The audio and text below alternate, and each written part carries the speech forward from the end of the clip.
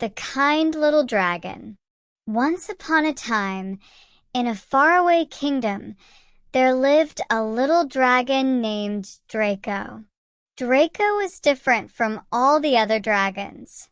While most dragons were known for their fierce fire-breathing abilities and mighty roars, Draco was gentle and kind-hearted.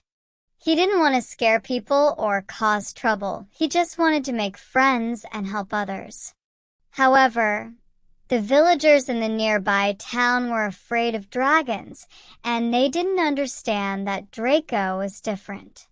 Whenever they saw him flying overhead or wandering through the forest, they would run in fear, thinking he was going to breathe fire or cause destruction. Draco was lonely. He would watch the people from a distance, wishing he could talk to them, but he didn't know how to show them that he meant no harm. He tried to help in small ways, like picking flowers for the village children or fixing their broken fences with his strong tail. But every time he did, the villagers would scream and hide. One day, a great storm came to the kingdom. The rain poured down heavily, and the wind howled through the trees. The river near the village began to rise, and soon it looked like the village would be flooded. The villagers were terrified, and they didn't know what to do.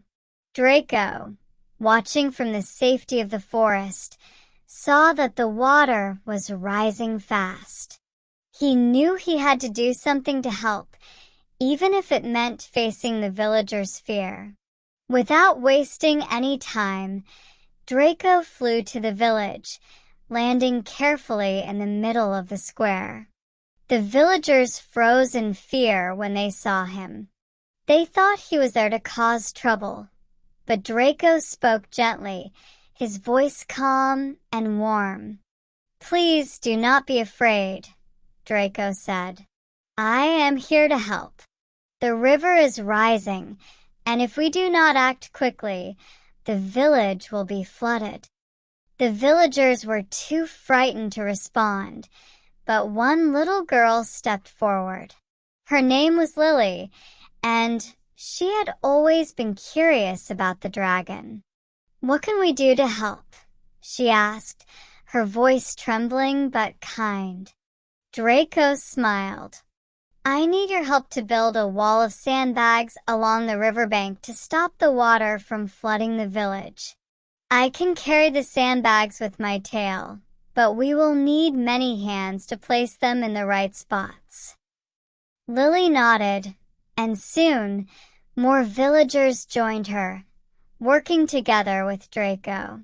The little dragon used his strong tail to carry the heavy sandbags, and the villagers worked alongside him, setting them down and building a barrier to hold back the water. With Draco's help, the floodwaters were stopped before they could reach the village. The storm eventually passed, and the sun began to peek through the clouds. The villagers looked around in amazement. They had worked together with the dragon and saved their homes. "Thank you, Draco," Lily said, smiling brightly. "You're not a scary dragon at all." Draco's heart swelled with happiness.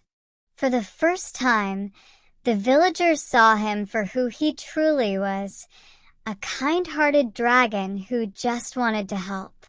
From that day on, Draco became a hero in the village. The villagers no longer feared him.